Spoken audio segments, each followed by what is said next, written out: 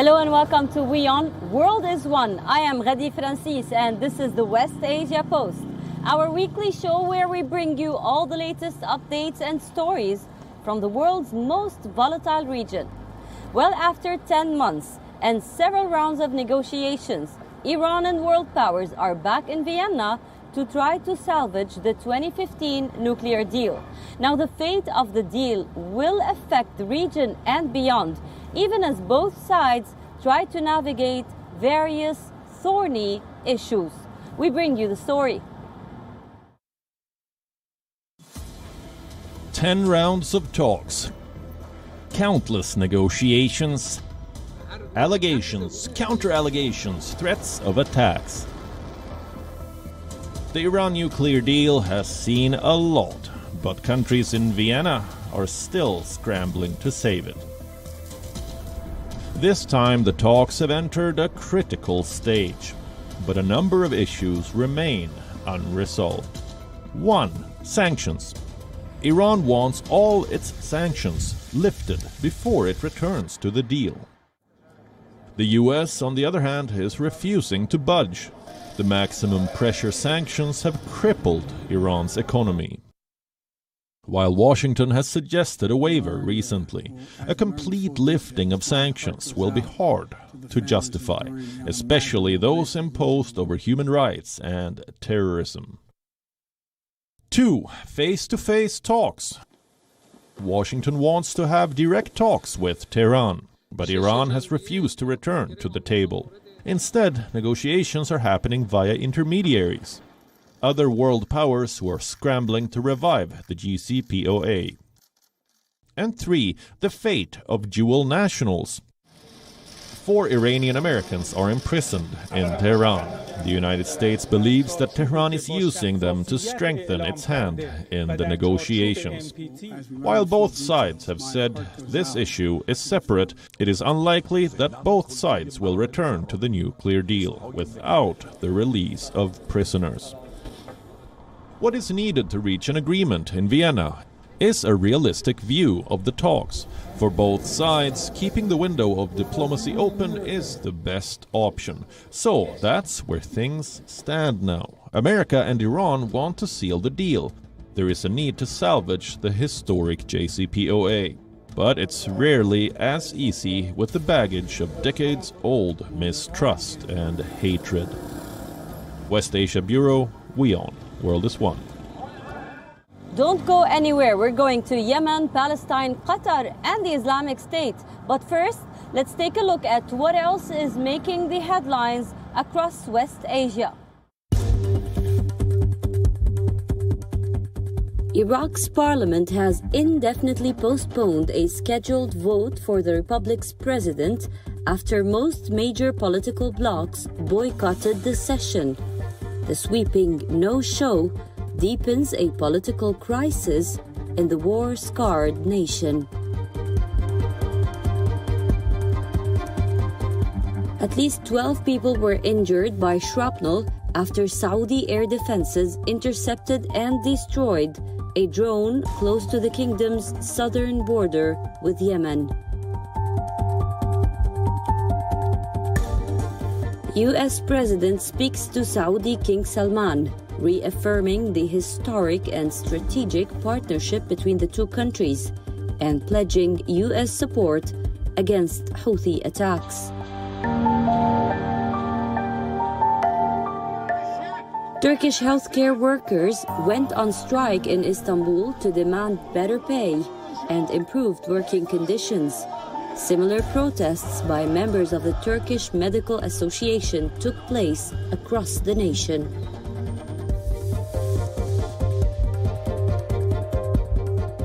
Britain's Prince William visited the Dubai Expo 2020, discussing the importance of conservation efforts with young Emiratis.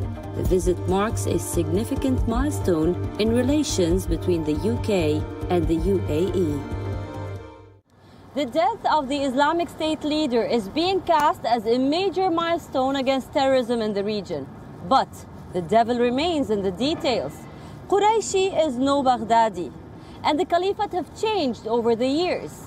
This time, They are spread over the region and their leadership is fragmented. We tell you in our next story how the US raid raises more questions about the fate of the Islamic State.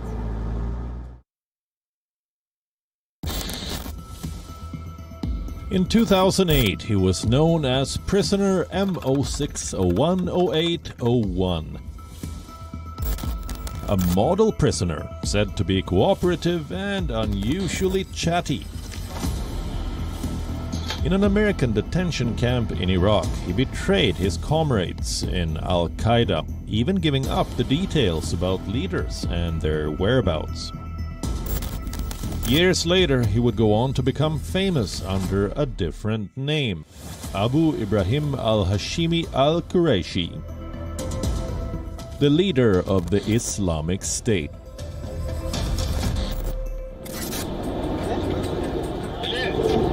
Last week, the US forces caught a glimpse of their model prisoner again.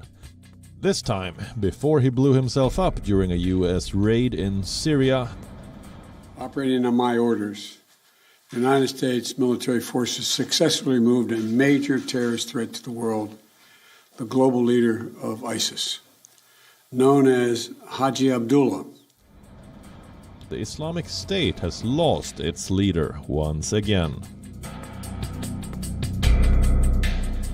For Joe Biden, this is a foreign policy win, but while the death may look like a game changer, the Islamic State is far from vanquished.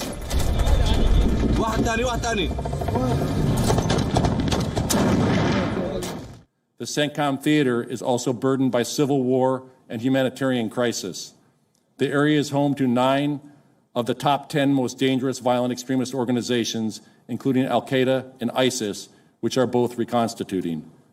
All of these ill trends are accelerated by water scarcity and food insecurity. Biden was hoping for some fanfare, the same that Obama and Trump got after the killing of bin Laden and Baghdadi. But Qurayshi is no Baghdadi, and the Islamic State is not what it once was. Its leadership is scattered, but it still remains a potent force in Iraq and Syria. A UN report says that ISIS may still have $50 million in its coffers, and up to 10,000 fighters in both Syria and Iraq. So a resurgence cannot be ruled out in the region. In Iraq, the ISIS stages an attack almost every day. They exist in a security vacuum as the Iraqi government and the Kurds clash with each other. The rise in violence has the region on edge. In 2014, ISIS controlled vast swaths of land here. Since then, the territory has slowly disappeared. Currently, you can track their spread, but there is no single source of origin. The group is divided, and so is its leadership. Qurayshi himself was moving regularly between Syria and Iraq. The US raid was great for optics, especially for Biden, who is dealing with the Ukraine crisis, but the devil remains in the details. This time, the so-called caliphate doesn't have just one head. It has spread its tentacles all over the region. West Asia Bureau, WION, World is One. The Palestine Liberation Organization has named loyalists of Mahmoud Abbas for top leadership positions. Now, major Palestinian groups slammed the appointments. They called them illegitimate and an attempt to grab power as the Palestinian president looks to choose his favored successor. We tell you more.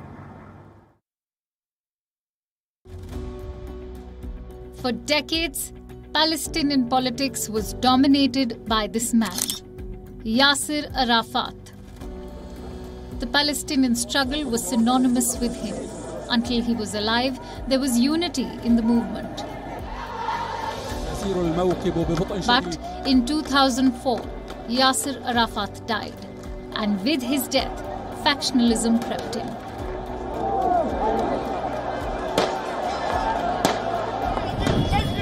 Today, Palestinian politics is a story of fragmented leadership.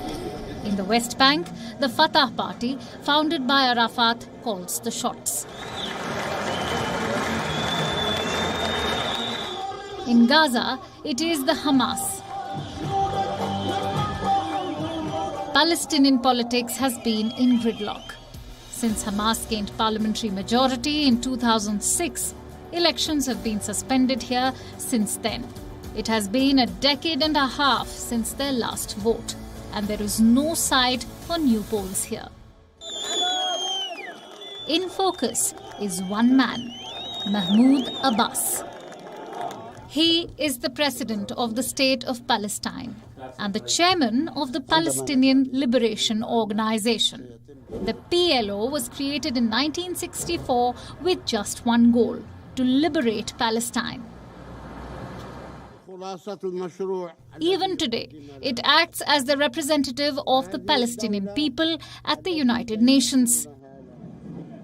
The Fatah is the dominant party in the PLO, which comprises numerous Palestinian political parties. The PLO used to be a singular voice for the Palestine national movement, but it was soon taken over by competing factional agendas.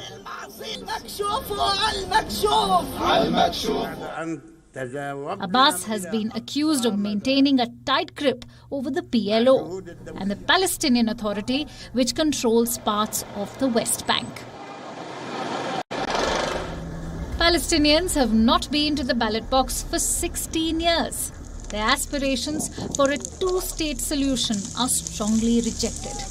Violence flares almost daily in the West Bank. Palestinians are evicted daily from occupied territories. Abbas was accused of autocracy in rare street protests last year. He has seen his support dive to historic lows in opinion polls. So what the PLO needs currently is a shake-up. Reforms that reflect the Palestinian cause. But looming over the body is a succession struggle. Who will take over from the 86-year-old Mahmoud Abbas? Last week, PLO's 124-member Central Committee met for the first in 4 years. It was to fill several executive committee vacancies. President Abbas's recommendation to the Council to consider the entire existing situation, arrange our internal situations and consider all our options and in our relations with the occupying country so that we can stand firm on our land and preserve the rights of our people in their homeland. One of them is 61-year-old Hussein al-Sheikh. He is an Abbas confidant, serving as key liaison with Israel and the United States. He was elevated to the PLO's executive committee. He is likely to replace the late Saeb Erekat as the committee's Secretary General. The second is Rauhi Fatto. The 73-year-old is another key Abbas aide. He is set to head the PLO's highest decision-making body, the National Council. Both men were nominated by Abbas and his Fatah party. They were widely seen as possible successors to Mahmoud Abbas. But the problem is this: all the calls are being taken by Abbas's inner circle. 2 of his loyalists were named to top posts. So the shake-up they promised was basically a farce. For now, Palestinians seem to have lost trust in the process. Neither a democratic transition nor a reformation of the political system can be expected. For Palestinians, the new appointments mean all talk and no action. For 16 years, democracy here exists in a political vacuum, one that is unlikely to change anytime soon. West Asia Bureau, WION, World is One.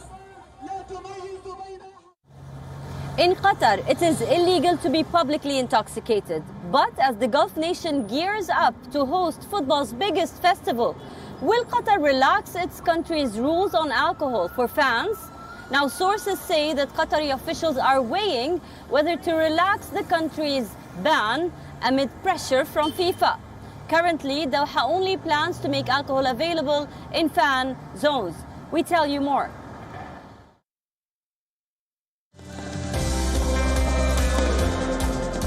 Fans with their glasses of beer cheering for their favorite teams, thronging the streets and shouting at the top of their voices.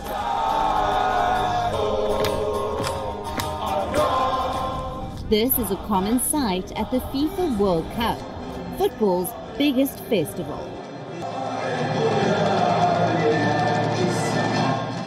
But in Qatar this year, it will be a very different experience. This is a country where public intoxication is illegal, so the usual sight of boozy supporters is unlikely. Football fans here can only drink in certain places and must respect all Islamic customs. Most of the drinking will take place at the official fan zones or at licensed restaurants or hotels in the Gulf nation. While no decision has been announced yet, it looks like ordinary ticket holders will not be able to drink at games. Instead, FIFA is offering hospitality packages. They start at $950 and soar to a whopping $4,950 for a group match. These packages include alcohol and other perks. Well, as much alcohol as you want will be available. We already have them. So what will the ordinary fans have to go through? Once they find a bar, they will be looking at some steep prices. About $10 for a pint of beer and $20 for a cocktail. They must also recognize the euphemistic language, one that is used to buy alcohol in the Gulf nation. Instead of beer, fans must ask for hops and grains. Wine is known as the grape drink. And if you want a sparkling wine or champagne, ask for a bubbly. In 2011, Doha authorities temporarily allowed alcohol at restaurants. This was only allowed for its upscale Pearl district, which is mostly frequented by foreign residents. But after complaints by Qataris, the authorities clamped down again. In recent months, restaurants have again been allowed to apply for alcohol licenses, but it was done discreetly. The issue continues to remain a taboo. Those who do serve alcohol have to follow the rules. No drinking on the outdoor terrace, keeping the bottles out of sight, and using tinted wine glasses. So how strict are the authorities likely to be with boozy fans? Under Qatari law, it is an offense to be drunk in public. Organizers hope that fans respect the rules and be moderate in their behavior. Currently, the authorities are preparing for any and every scenario. There are 8 stadiums within a 70-kilometer radius. With most fans staying in Doha, there is potential for trouble. However, organizers insist they are well prepared for all eventualities. West Asia Bureau, WION World is One. Traditional harvesting of salt is one of the few areas of employment dominated by women in Yemen. The know-how has been passed from mother to daughter for generations.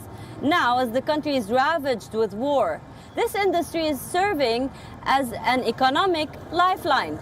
We tell you more.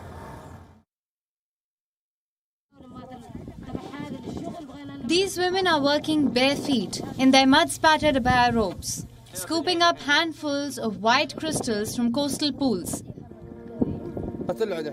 They dig basins at low tide and return when the seawater has evaporated, only to dredge up the salt for packaging and selling. This group of women in Yemen are harvesting salt, a traditional industry proving to be a lifeline after years of war. It is a livelihood that has been passed down from generations. Now, it has become a means of survival for families here. We used to put the salt here under the sun, and the rains were spoiling it. Sometimes we would take the bags of salt home, but we were rarely able to sell them. But now, there is this association that gives us bags to fill with salt and takes care of transporting it by car to the factories and sponsoring its sale and marketing. Employment is so scarce that the women work in rotation. It is to allow more people to benefit from it.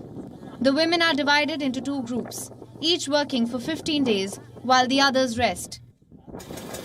Since the formation of the Al-Hasi Association for Sea Salt Production, the women earn about around $100 per month. They transport the salt to be ground, packaged and sold across Yemen. When the produce is sold, we get our share according to what is sold. Some women get $5 and others get $10, and then they give us the money. Then the transportation, eating and drinking is deducted from these sums.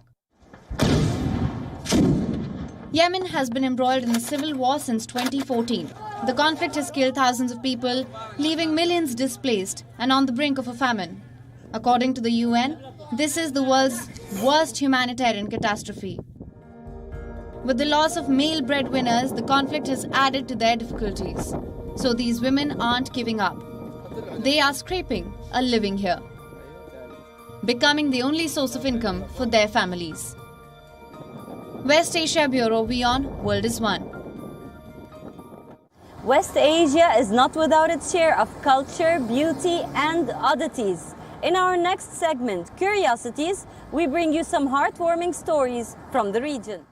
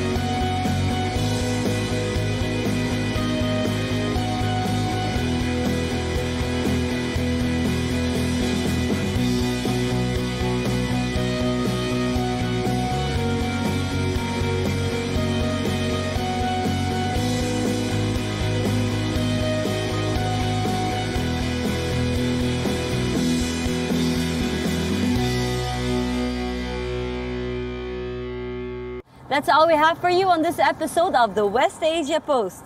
I will see you next week with a brand new lineup, bringing you more stories from the world's most volatile region. Until then, stay safe. I am Ghadi Francis, and you're watching WION. World is One.